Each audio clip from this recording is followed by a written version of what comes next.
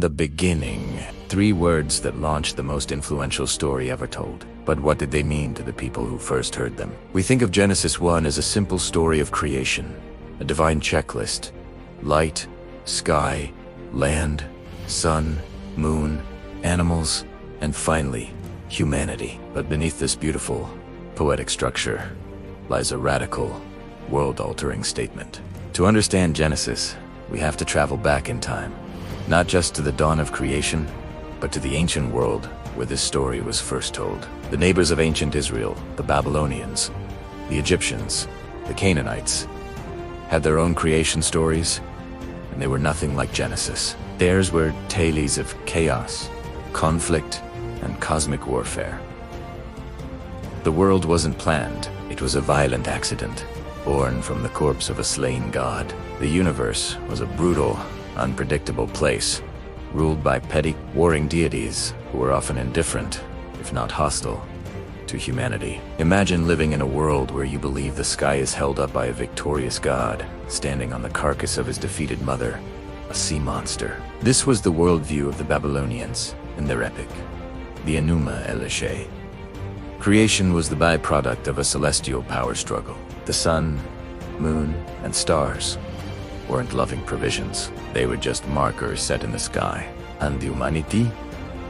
In these myths, humans were created as an afterthought, designed to be slaves to the gods, to do the manual labor so the deities could rest. Your life's purpose was to serve fickle, demanding masters who might destroy you on a whim. That's a heavy burden to carry.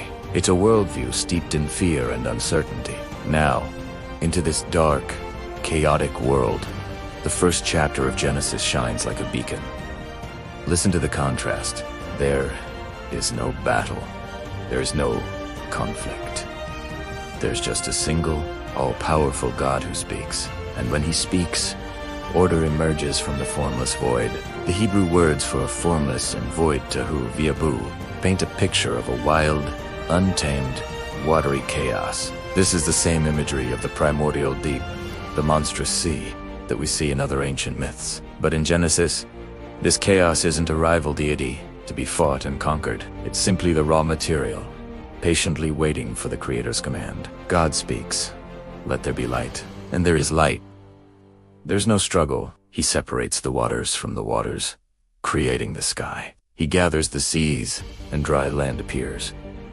This isn't a violent act of subjugation. It's a calm, deliberate, and masterful act of ordering.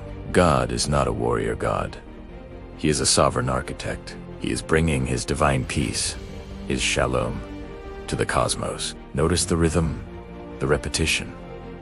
And God said, and it was so. And God saw that it was good. And there was evening and there was morning the first day.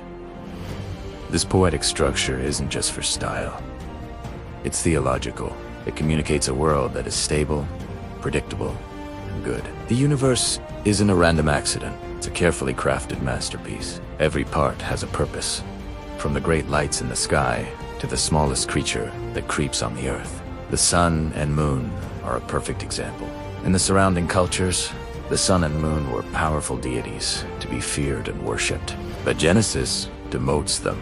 It doesn't even use their common names. It simply calls them the greater light and the lesser light. They are not gods. They are objects. They are creations made by the one true God for a purpose, to give light, to mark seasons, days, and years. They are servants of creation, not its masters. This was a revolutionary, polemical statement. It told the ancient Israelites, don't worship the sun, worship the one who made the sun. Then we come to the pinnacle of creation, humanity. Remember how in the Babylonian myth, humans were made from the blood of a demonic god to be slaves? Genesis flips that idea completely on its head. On the sixth day, God says, let us make mankind in our image, in our likeness. This is the climax of the story. You are not an afterthought. You are not a slave. You are the image bearer of God. What does it mean to be made in God's image? In the ancient world, a king would set up a statue, an image of himself in a distant province, to represent his rule and his authority. When you saw the image, you were reminded of the king, Genesis is telling us that every single human being, man, woman, every ethnicity, every social status is a living, breathing statue of God. We are created to represent His good and wise rule on earth. He doesn't create us to be slaves. He commissions us as royal representatives. He blesses us and says, "Be fruitful and multiply, fill the earth and subdue it. Rule over the fish in the sea and the birds in the sky and over every living creature that moves on the ground." This is a delegation of authority, not a license for exploitation. To rule as God, imidverse, means to rule as you would rule with wisdom, care, and the desire to bring about flourishing and order. We are called to be sub-creators, to continue God's work of bringing order out of chaos in our own lives, our communities, and the world. And what is God's final assessment of this entire creative work, including humanity? He looks at everything He has made, and behold, it was not just good, it was very good. This is a world brimming with purpose, potential, and the goodness of its Creator. It's a world you can trust. It's a world you have a dignified and vital role in. And then, on the seventh day, God rests. This isn't because He's tired. The Creator of the universe doesn't get exhausted. His rest is the final act of creation. In the ancient world, a god would rest in a temple that had been built for him. By resting on the seventh day, God is declaring that the entire cosmos, heaven and earth, is stemply. He isn't a distant deity. He is dwelling in the midst of His creation, and His rest is an invitation.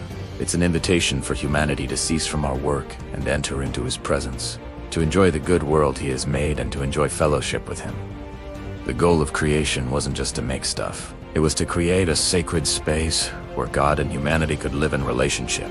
So, Genesis 1 is far more than a scientific account of origins. It's a profound theological manifesto. It was written to an ancient people to give them a new identity and a new way of seeing the world. It declares that the universe is not the result of chaotic conflict, but the masterful work of a single, good, and loving God.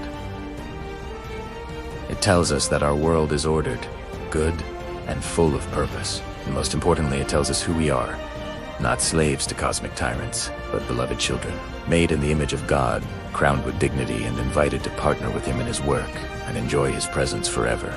This foundation, this understanding of a good Creator and a good creation, is essential for understanding the rest of the Bible story. It's the story of how that very good world was fractured, but also the story of God's incredible plan to redeem and restore it, to once again make His dwelling with humanity. The story that starts in a garden ends in a city garden, a new heaven and a new earth, where the chaos is gone forever, and the goodness of God's creation is brought to its ultimate fulfillment. Thank you so much for joining me on this journey into Genesis. If this has sparked your curiosity and you want to dive deeper into the biblical story, make sure to subscribe and hit that notification bell so you don't miss our next video. We'll see you then.